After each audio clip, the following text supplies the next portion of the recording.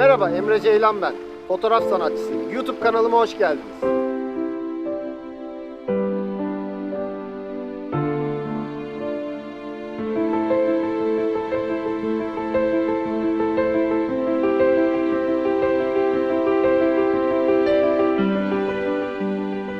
Bence iyi bir fotoğraf, yaratıcı düşünce ve teknik yeterliliğin birleşmesiyle ortaya çıkabilir. Kanalımda manzara, gezi ve doğa fotoğrafçılığında yaratıcı düşünceyi ve teknik yeterlilikleri nasıl birleştireceğimizi hep beraber uygulayarak öğreneceğiz.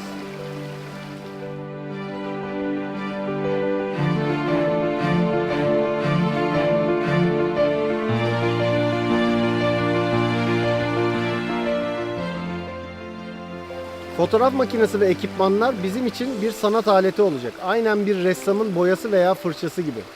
Benim için en önemlisi de fotoğrafın arkasındaki hikayeye tanık olmanız.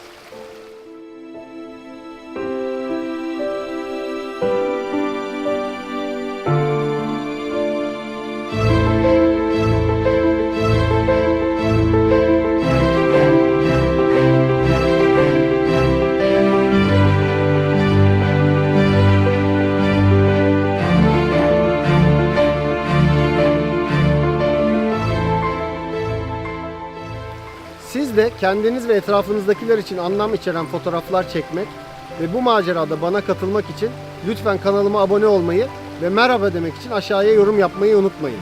İlk bölüm Kapadokya'da zaman şu anda yayında. Bir dahaki bölümde görüşmek üzere.